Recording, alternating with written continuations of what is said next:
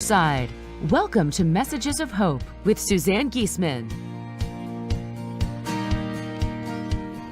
Listen, they're all around you, close as a thought or a memory.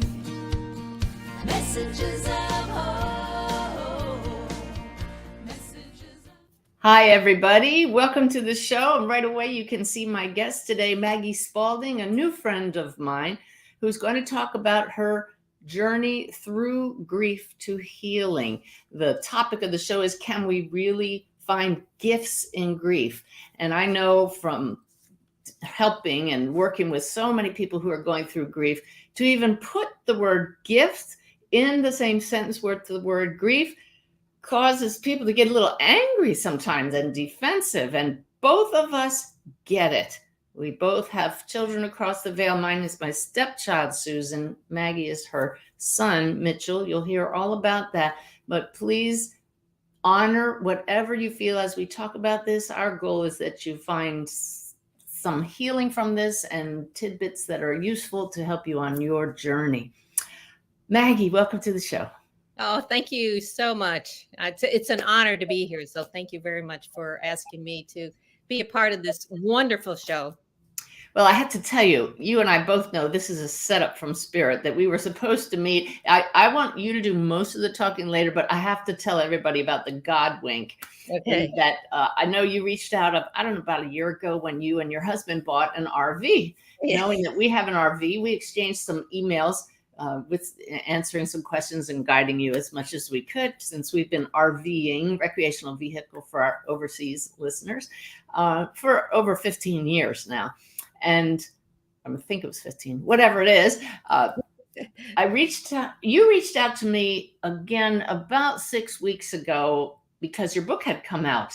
We'll be talking a lot about your book in the show. I can see it there behind you. Beautiful book in all ways. And you mentioned that you and your husband were in your RV in Florida, in St. Augustine, and that you're headed for Jacksonville, Florida. I just started laughing because we usually don't go out in our RV during the winter. We go in the summer. And I laughed because we had already made reservations to attend a country music concert in Jacksonville, Florida, at the same time that you were going to be there. And I knew without even looking, we were going to be in the same campground, even though I believe there are about 5 campgrounds in the Jacksonville area. My husband always makes the reservations. And so knowing the answer, I said, what campground are you in? And sure enough, everybody, you got to love this. We'd never met in person. We ended up at the exact same campground on the same date, 5 campsites away from each other. And so I believe our kids across the veil and Spirit for this meeting here knew we had to meet and get to know each other. We enjoyed meals together, and it was just beautiful God wink. It certainly was. I still remember, well, we're going to be at this website or this address in this campground. And I'm thinking, is that the one I'm in? I had to look at my reservation to see if it was the same one. And when I saw that, I said, oh my God, Mike, you won't believe this. You won't believe this. And that's another thing that when Ty found out that, we're going to spend an evening together having dinner, he's always so supportive, and he just loves to meet people. But when he found out that your husband is a former Marine, that was just the icing on the cake. Our Susan was a Marine when she was when she transitioned across the veil. But of course, Ty and I, full careers in the Navy. So he and your husband, Mike, had a lot to talk about, and you and I certainly did. So let's get on with that now. What do you say? Okay. Yeah. Well, your story, even though the details of our lives are somewhat different, is so similar to mine as far as what your life was like before your child passed and what it's like now. Why don't you just start with wherever you feel guided to share that story with us? So let me give you a little bit of background about my life as a child, because I think going backwards and then coming forward, I think will help put things in perspective. So I was born in Chicago area, and my parents, and I was born and raised Catholic. And I went to a Catholic school until I was up until about seventh grade. And it was interesting that, going to the Catholic school and learning all about my religion and what I was supposed to do and not do, go to church and this and that. And I went along because that's what my parents did. And that's what, their parents did. And I didn't know any better. But as I grew older, I always questioned about, you know, things about God. I didn't have a personal relationship with him. You And did or you didn't? I didn't have a personal relationship with him. Okay. And so when I got married, I did exactly the same thing as what my parents did. I mean, what I was taught, it was to go to school, work hard, get a college education, get married, have kids, and my mom was a working mom. So I was a working mom as well. So, when I look at that, how I just did what I was trained to do, so to speak, and we never talked about God. We never had any discussions about God, and so my impression of him was always kind of one of these very stern father figures. And I find that so interesting because you were raised Catholic and went to church, but you didn't talk about it. We didn't talk about it in my family because my parents never took us to church, but that's fascinating. And so as my kids grew up, I did the same thing. They went to school. They didn't go to Catholic school, but they went to Sunday school. And but we didn't talk about God either because I didn't know how to talk about God. I didn't have a personal relationship with him. I just did what the Catholic Church, the dogma, all the stuff what you're supposed to know and memorize. That's what my kids learned. And so I during that time frame, raising the three kids and working full time, is interesting. I always had to figure out how to balance my life, and I remember having this image in my head of spinning plates. So each plate I had one for my health, one for my family, one for personal relationship with my husband, and there was one that I had plate for religion. I called it religion.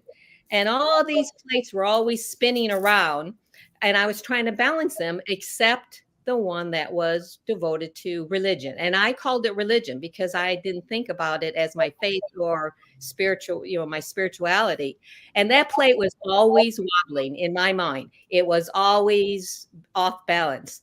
And, when the day that I got the call from my brother, because my son, youngest son, was working in Chicago and living with my brother at the time.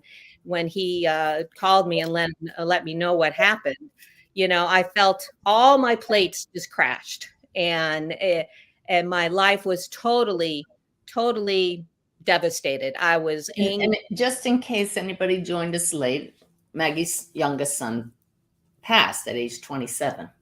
Yes. And it was from an accidental overdose. And I didn't talk a lot about that in the book because I wanted this to be more about my spiritual journey and what came of it. So I was so angry at God. I was so angry at life. I was mad. And everything I believed in, I didn't understand life. I was searching for so many answers to questions, and I didn't know where to go. And that's what was so interesting. You hear these stories about people being so devastated and so heartbroken, and I felt that way. I mean, I was like down in the dumps. I mean, it was extremely devastating. But it's a pain that I got.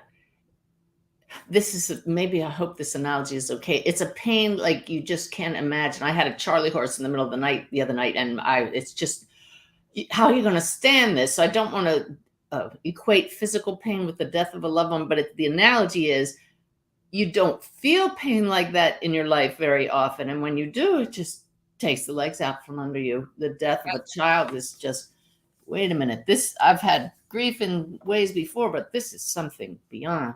Right. That was a good analogy. So I'm just amazed at how I was able to what I knew about God, and had this very close perspective about death. I didn't talk about death. I didn't understand death because I thought if I did what I was supposed to do and just pray to God and go to church, I would be exempted from death, in my family. And that's not how it works, and Let me just jump in here a second, though, because you and I are speaking from the perspective of having a child and a stepchild across the veil. However, I totally want to honor that love is love, and people who have spouses who pass, parents who pass, siblings who pass, friends, whatever the relationship, that devastation is very real for all of us. So I honor everybody here today. Okay. So here I was, at this time in my life where I truly was lost. I didn't know, and none of my friends, nobody experienced this in my family. I was the first one to have this kind of devastation. Yeah. My mom died very young. I was 31 and she was 55. So, there was that history. There was death in the family, but like you said, it's something different. For me, this was extremely devastating, extremely painful.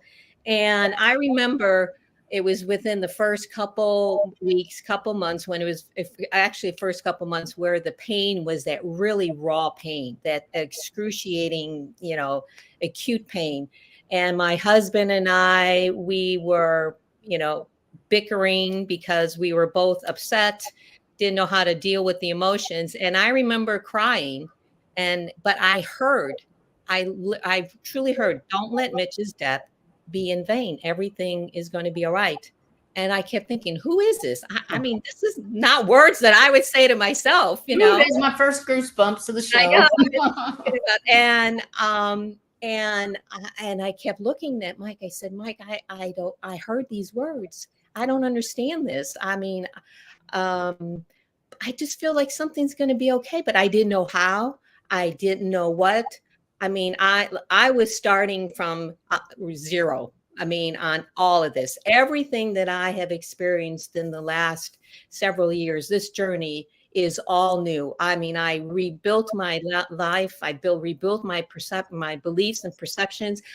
You were my mentor, or I not were, are my mentor at the beginning of this, because my first thing was I wanted to have a relationship with my son, Mitch, and I didn't know how. I didn't know if he would even be alive. Could I speak to him? I didn't know anything about life after death. And so, I kept hearing everything's going to be all right, but I didn't know how. And I truly believe that was that awakening, that opening, that I was able to actually start hearing and feeling things that I didn't know where it was coming from, but I was guided to learn how to meditate. And that was a huge thing for me, listening to guided meditations.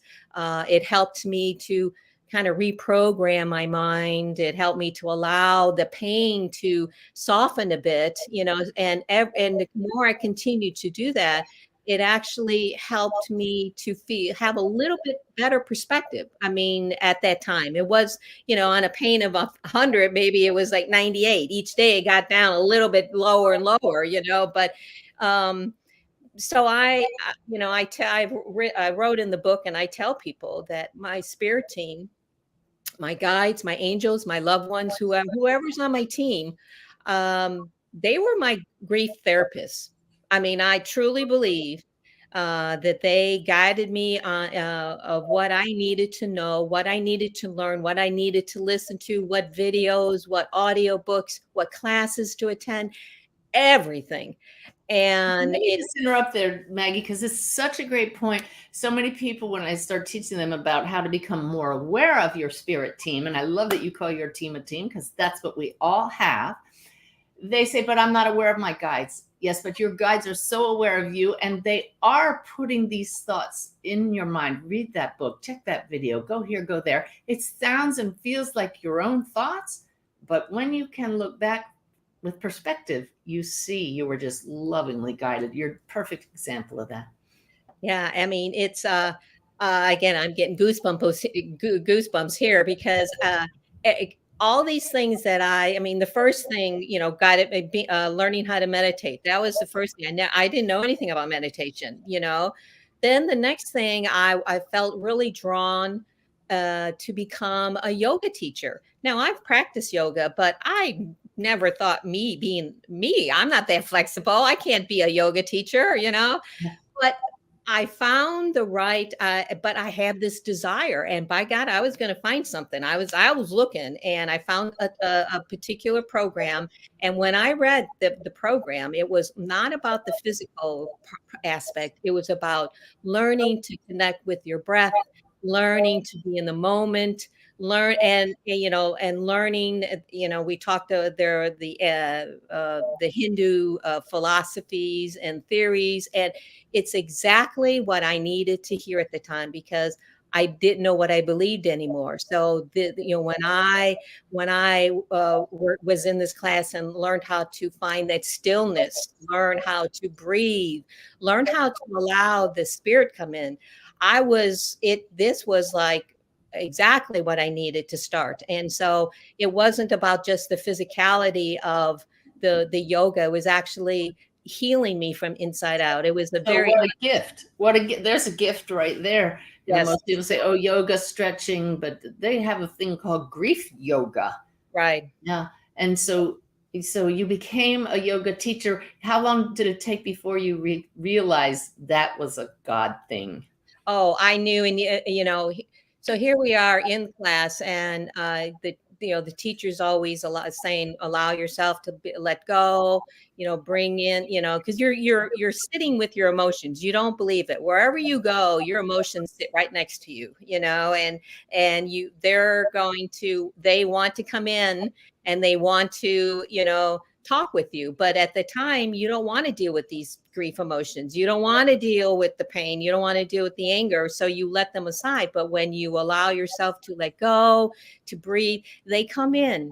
And I remember one a very specific point in my yoga teacher training. It was like, allow yourself to let go and just release what you don't need in my life. And I just started crying. I just let it go, and it was at that moment that I felt so relieved. And it was like this epiphany. It's like, I need to help other people learn how they can heal their heavy emotions, whatever it is, whether it's stress or anger or grief. So the classes that I teach, I always do incorporate a healing type of presence in there, because I do feel that it's a very worthy aspect of yoga that a lot of people don't connect yoga, with it. Oh, yeah, absolutely. And then, No, you keep going. okay. So that was a very significant trail that I followed. And then I was reading more about life after death. I wanted to really have a relationship with my son. I wanted to connect with him, and I had no idea. So the first book I read was the Proof of Heaven by Dr. Eben Alexander, and he's that renowned, is it neuroscientist or neurosurgeon? And by the way, for everybody, please join my mailing list at SuzanneGiesemann.com, because Dr. Alexander and I and his partner Karen Newell, we're all doing a master class with Humanities Team that starts in just a few months. So that'll be very, very cool. So he described, the afterlife meeting, so his one of his guides there, and he described it, and I'm going, so if he is talking there is life after death, I wonder if that's true. So I started reading their other books, and somehow I got your book. I till this very day, I'm not sure how that book appeared. I just tell people they disappeared. Messages of Hope. Yeah, messages of hope. And that was a very key moment again in my life, because I remember reading that book in bed, and I'm reading the story and I'm going, oh my God, she sounds like me. I put a lot of people to sleep. Her story sounds like me. And I remember telling Mike, I said, I need to find out more about this Suzanne Giesemann. I don't know who she is. And I remember, looking on your website, and I attended one of your Serving Spirit 1 classes in St. Louis way back Way when. back. I remember that one. Yeah. Oh yeah. And I just, and I continue to join like the monthly webinars and stuff. So it just information that you provided in the class and in the class, it just made me realize that, life does continue on. And So what you're doing is you're working your way through what I call the 3 E's of the Awaken Way. And right now you're on the education part. That's that E. Then the experiential part is happening in meditation and in yoga, and you're releasing emotions. And then engaging is the 3rd E. So during class in St. Louis and afterwards, did you start to feel Mitchell's presence? Oh, yes, definitely. That's when I started to connect during my meditation. So that's when I started to get the downloads, as you call them, with the messages. And just like you, because you were my teacher, I had my pen and paper, and I would write. And I think I told you, and you have it in your book, that Suzanne says sleep with a pad of paper and a pen by your bed, and if you're okay with being awakened in the middle of the night, allow that to happen. So yeah, I'm sorry, but you started getting these downloads in the middle of the night, just like I did. Yeah, and I remember writing this. So I would write it, and then whatever I heard, I wrote. I tried not to get I tried not to get involved with whatever the words were saying until afterwards, when I would get up and then start transcribing what I wrote down. And I've noticed that it sounded like a poem, and I remember reading this. I gave this poem to Mike, the first one, to read. And I mean, and he looked and he goes, "Well, that's really a nice poem.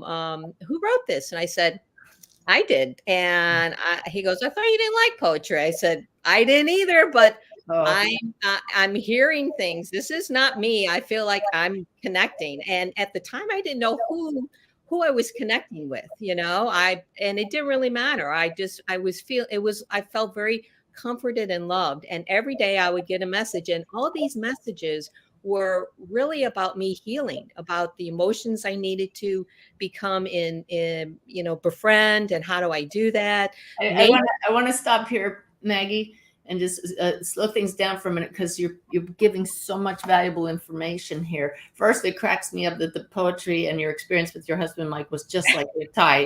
He said, "What do you mean you wrote a poem? You don't write poetry. And who wrote this?" It's just stunningly similar.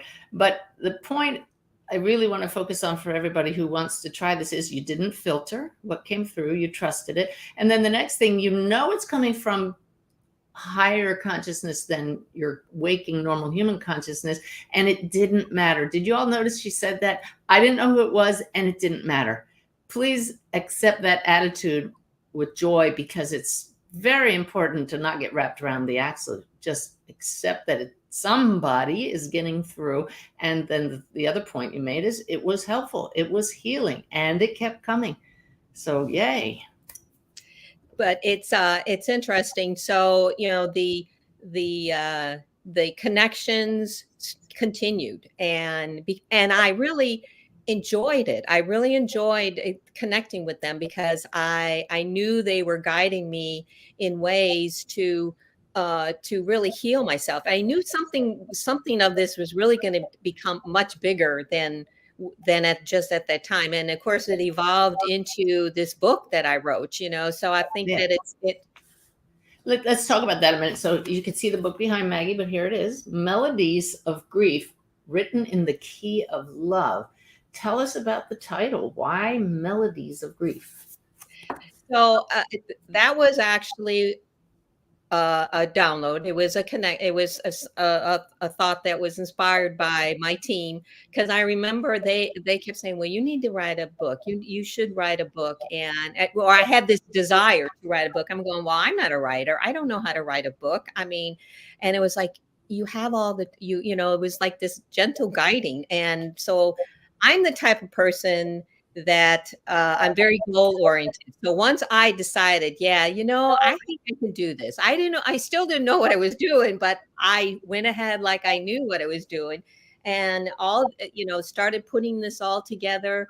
And it's like, well, what should this be about? I mean, I didn't really want to spend a lot of time talking about all the drama in my life and the story. I wanted people to understand about um, y- uh, the journey of my grief, and how it awakened within me, and then all these gifts became available to me that I didn't know I had.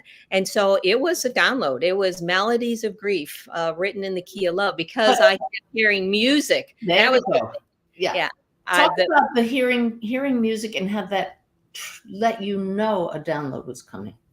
See, that was and it started out, I would always hear some kind of a melody or song in my head. And And a known song that you recognize? yeah, it was a known song. And when it's like, that's familiar.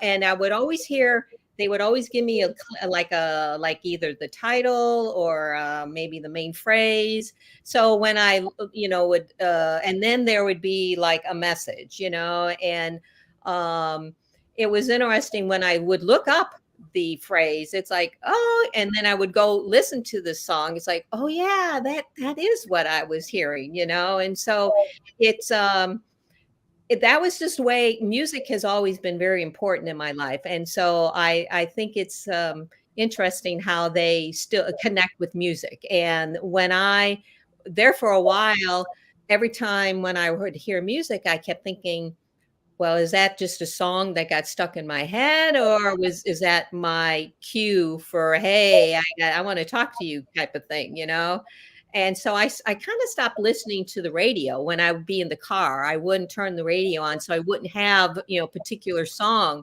And sure enough, the songs kept going. And these were all old songs, like 70s and 80s. when So I know, and I I said that, and I know Ty is listening in, and he says, "Old, that's yeah, not an old song." the good classic songs, Right. that. So yeah, so music was always was my trigger. It was like my nudge. Hey, and So it's not that the lyrics of the song had a message for you. It's just, oh, I hear a song, but I shouldn't be hearing a song. So you got snagged. I talk about snags. You got snagged by a song, you pulled the thread and realized, I should get ready to write because I'm going to get a message. Right. That's a good analogy. I like that. The snag pulled it down. Yeah. And that's very cool. And as I progressed in more of how to receive this information and became a little bit more versed in how to write and how to, transform or into an inspired poem, it just didn't happen. Like in the mornings, when I would be meditating in that meditative state, it would be, I could tell like during the day if I was, vacuuming or cleaning. How sometimes when you clean, you just kind of, you just don't think about anything. You kind of get lost in.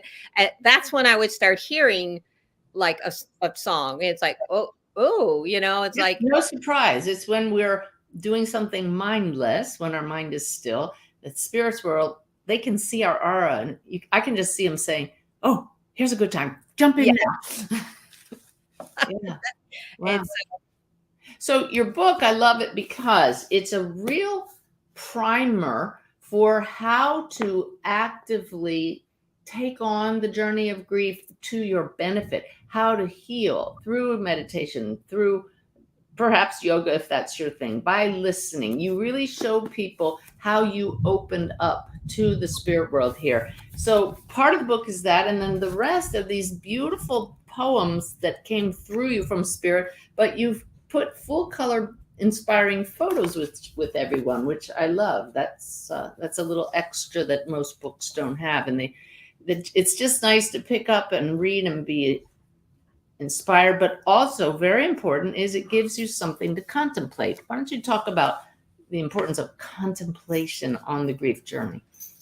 So, that's at the beginning of your grief journey, usually, the contemplation that you have is more of this what if scenarios. It gets you in, you're thinking about everything. Oh, what should I've done? I could have done this and what, so it's all this what if. And so that's one of the things that I mentioned in this, in one of the chapters, is like, I wanted to be able to learn how to not overthink. I was exhausted because, I've learned you can't change the past. I mean, you can't, no matter what you do, you can't change it. And, so it was through that, once I was able to learn how to, when the trigger of me starting to do the what if thinking, I actually learned how to just, all right, do the deep breathing, come out of that, come back into the present moment, and then continue your breathing. There are many poems in there that talk about coming back to that breath, coming back, and because I feel like this is where you actually start to be able to feel your emotions and be present with your emotions in a very mindful way. So the pain that you would feel doesn't kind of stick with you. It kind of allows it to go Flows through. through. It flows through Yeah. you. Very interesting, Maggie. I learned that when you are thinking and your mind is working, you're breathing shallowly. Of course, you're still breathing, but it's like you're not breathing. When you're breathing deeply, you're not thinking. So it's just beautifully matched there. If everybody who's hurting can keep that in mind, and you did it, you showed mindfulness. You have to first be aware of when you're in a rut and when you were stuck in that what do we call it? The gerbil wheel, the hamster wheel, going round and round. What if, and everything that goes with it. So we don't want to feel our pain, but you breathe deeply, and that actually is helping yourself to process those feelings. And the more that that you become aware, like you said, aware of your emotions and become aware of the effect after you breathe, it's like, oh, I feel a little bit better. And every time, and that emotion is still going to keep coming in until you totally feel until you totally heal it. But each time it comes in, it's a little less intensive, until this very day, I still use that process. We are human beings, so yeah, I still get frustrated, I still get angry, I get jealous, and whatever emotion comes in, it's like I notice it, and then it's like, oh, why am I feeling this way? So I come back into my breathing, and I just create that mindfulness state, and just allow that emotion come through me, within me. And then in that spacious state, you often can hear from your loved ones who passed or your guides. Right. One of the things that I mentioned in the book was, so I was continuing to write down the poems. And then I started to become very curious about, well, who is actually talking with me? And so I learned to connect through, probably something that you taught, with the spirit guides. And then I started, my mom would come in, my dad would come in, Mitch would come in, and and other family members, but not at the beginning. It was this, my spirit guides. I learned to feel the difference and presence between, when each one would come in, and I could also hear different references. So like what if that is, yeah. And, like if my mom came in, it would be, dear sweet Maggie, or if my dad came in, dearest daughter. And of course, these are words that my parents would have never used in real life. So I think it's interesting that it was this loving connection, but it flowed. Whatever the things that they said, it would still be very poetic flow. But it was and spoke to your heart. Yeah, it spoke to my heart, very personal. And when Mitch came in, he put this image in my thoughts of him giving me a bear hug, That was always the image that I had. And I could literally feel this energy wrap around me and just, it felt like a bear hug. And and so and that's how I know, hey, Mitch, how you doing? And then that image comes in and I feel this big bear hug of an energetic hug. That's just like the founder of Helping Parents Heal, Elizabeth Boisson. She felt that hug from her son and it was unmistakable. And so you don't always need hardcore evidence, like give me a sign. I'm always asking people to ask for signs, but when you know that's them, nobody can take that away. Yeah. So you have a paragraph, a chapter about being grateful. Talk about gratitude as a gift in the grief journey.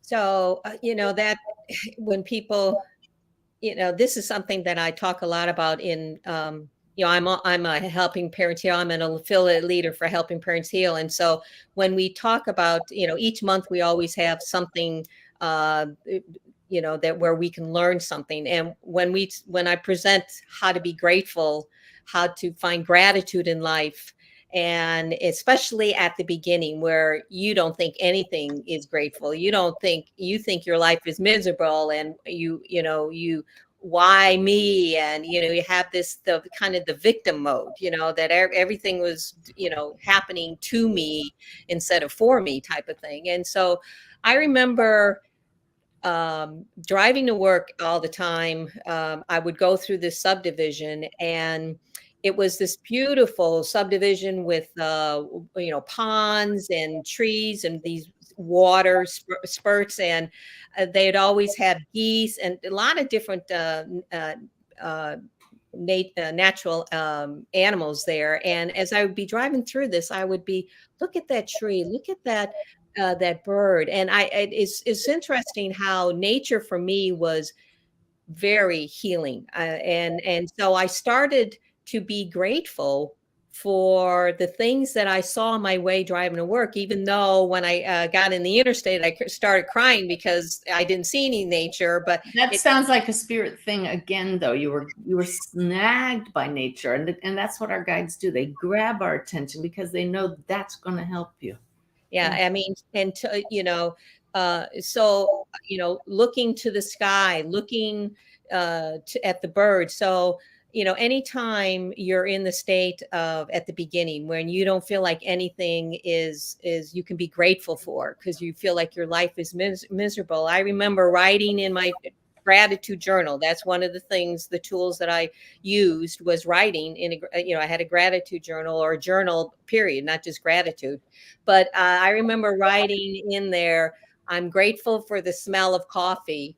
I'm grateful for my dogs, and I'm grateful for my husband, and to me, the more that you start writing and appreciate and noticing things in your life that you can be grateful for, even though they're really small little things, I feel like you have this, it's like the kind of the law of attractions, that energy that you want to have, you want to be grateful, you want to have that positive. I feel like there's more that comes to you. You start to be more aware of other things that you can be grateful for, and then that just transforms your perspective about. Well, you say in that chapter, it opens you to being in a state to receive. To receive what? To receive it, it's that the gratitude, that presence of that positiveness, the feel the love, that nature is sending you, that God is sending you, that the universe is sending you, and when you're not in that receptive state, I feel like you don't feel that. So you now mentioned God. So now you're talking about God, whereas at the beginning of the show, you had no relationship. I know you referred to God as him, and some people don't refer to God as a being at all. So we all have our own concepts of who or what God is. So your answer here does not have to be right or wrong. For you right now, what is your concept of God? So that's interesting. I didn't realize I was saying he, because I don't, to me, I truly believe that, you know, that there is a higher presence. And if I talk about God, I feel like it's more of a feeling and a knowing, and it's not has a gender associated with it. But I feel like because Yeah. of my And I have nothing against the gender of God. right, It's more like, is it a person to you, a being, or no, you just answered the question. It's yeah, more like a presence, huh? it's presence, it's a feeling, and it feels like a relationship. I know it's not a relationship like in a physical relationship, but there's that interconnection that I feel, um that it's I mean it's certainly as someone out something, someone, a presence, you know, that is I think helps us um in times of trouble. And if you told me that I was going to be friends with God back at the beginning, I would have been like, not me, you know. So there's one of the gifts from grief for sure, to come to know that we have this connection all the time. It's always here with us. We really are loved. Uh, that's a gift beyond belief. You started out trying to feel your son's presence, and now look at this. You have a relationship with your higher power that's pretty unshakable, I would say, huh? Yeah, it's so interesting when you look back at the transition of where I was back in 2015 to compare to now. I mean, you know, when in my business, I worked in the technical field. I was a computer systems analyst, and so they used to give us these personalities tests, you know, and this was supposed to be able to help you work with other people on your team. And so at the time, the personality test that I took was called True Colors. What's your true color? And there were 4 different colors. You had the gold, green, orange, and blue. And of course, I didn't know anything how this was related to like your chakras or anything, you know, but I was very much gold and green. And gold was very organized, very methodical. Green was very analytical. Orange was a risk taker, and blue was your emotion. Well, I was kind of top heavy. I was always very high in the orange and the I think we green, could have predicted that. and very little in the orange or the blue, the emotion, you know. Yeah. That's And like a lot of people who come to my programs, because we all come from these left brain, many of us come from these left brain backgrounds, and then discover the other side. so I had a chance to take another personality test, and I honestly didn't know how to answer some of these questions, because it's like, well, I'm still organized, but not like I used to be. I mean, I'm still organized and very analytical, but I feel like I'm much more compassionate. I'm much more forgiving. I feel like the emotional side of that test that I took, I feel like I might be more, 50-50, whereas before That's the gift right there. That is a huge gift, to bring balance of the left brain, right brain, masculine, feminine, all of that. Yeah. And so I thought that was interesting. It's still me, but it feels better. It feels like a newer me, you know. And but I just thought it was interesting when I was taking the test. Like, well, I'm not sure how to answer these questions. You know, I'm this, but I'm also this. You know. Yeah, yeah. But that's the balance. Those tests don't account for that. Beautiful. So you also have a section in the book. Like I said, it's not all poetry, but the poetry is beautiful itself, about befriending grief.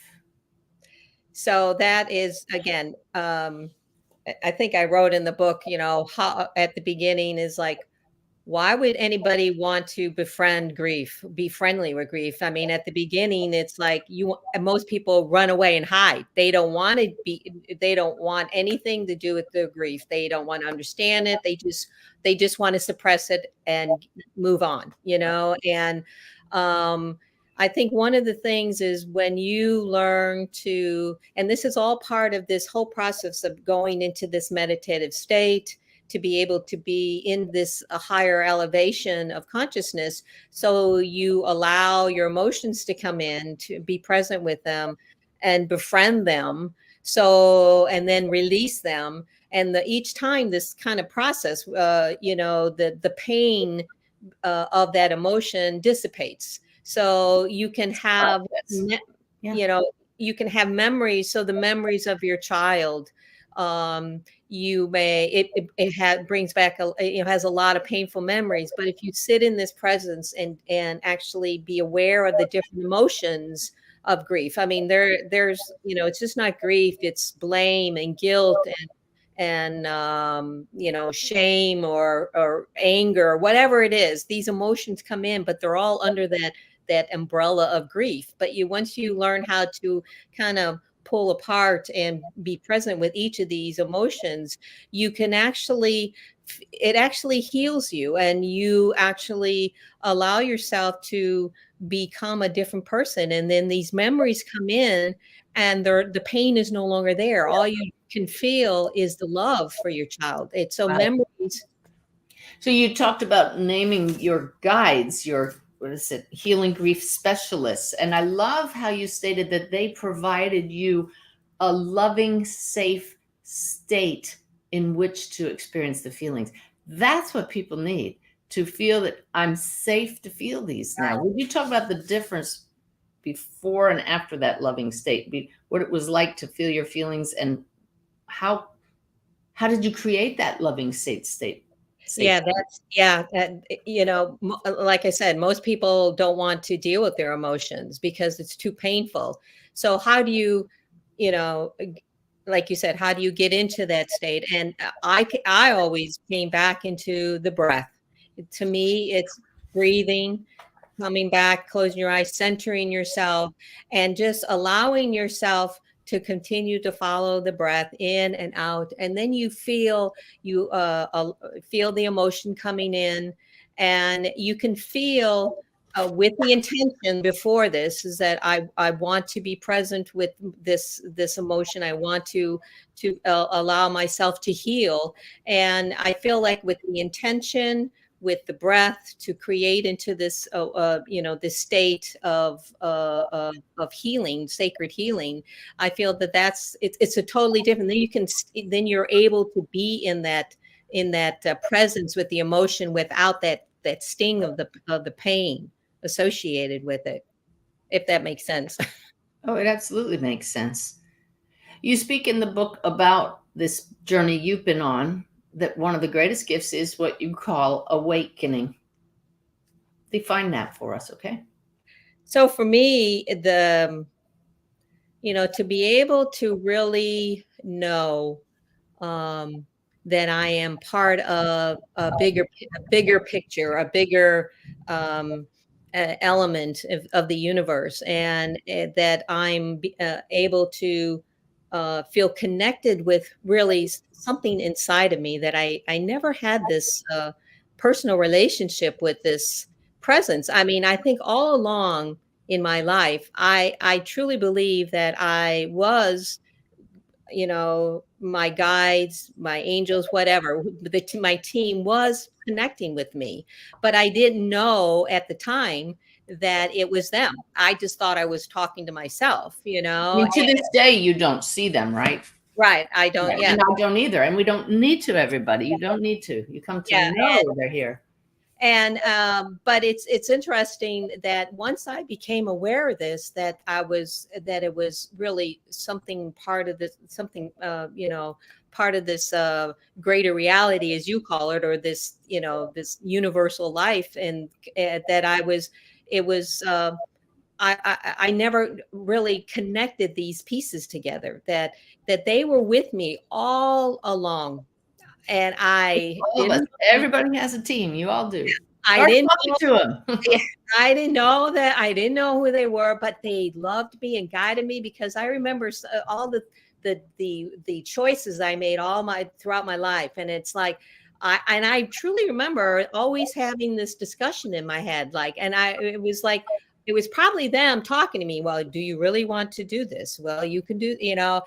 And there were so many times where there were situations like I could have made the wrong decision, but I always seemed to make the right decision. But I didn't know it was part of this. And so now it is so cool. So I am still, I'm just amazed. I am shocked. They are so smart. And so now They are. I mean, it's like I sit there and any decision now I have to make, I follow and go get into that mindfulness state, that healing state, and I connect at the heart. I think that's the thing where you have to really feel them, that presence, and with the intention that you want is make it that energetic, make it palatable, and then just let it go and don't expect results. I think that's a hard thing for all of us to do. It I is. want this to happen. And it's like, if you would have told me back in 2015 that I would be here talking to you, have written a book, have my website, I'm a grief coach, and helping parents heal, I would have said that's not me. But it's so many wonderful things have actually evolved and awakened within me, as well as knowing the fact that my son's my physical death is really what the trigger point for me. But a lot of people don't recognize their trigger points because it can be very painful at the beginning to deal with the emotions that come out of that. But I feel like if you put if you have the willingness to do the work and you have intention and the desire to connect it will, but at your own time. I think everybody is so, I want to do it now. And I remember you used to saying, you just it will happen when it happened. And it does, but it happens sometimes so subtly, you don't realize it, and it's like, Which is why we don't give up, because you don't know, but you do have this team with the big picture and you learn to trust them, which you have. Wow. Well, I am just very, they're my best friends. I mean, I call them my BFFs. They were my grief therapists, and now they're my BFFs. And and it's funny because I already hear that. I feel like they're laughing. Yeah, I mean, Yeah. Yes. I mean, this is the beauty. Before you started down this journey, so many of us feel alone and disconnected even though we have beautiful relationships. I know that everybody can relate to the feeling of that some things you just have to do on your own until you realize you have guides and you don't have to do anything on your own except make the choice to connect with them. Right.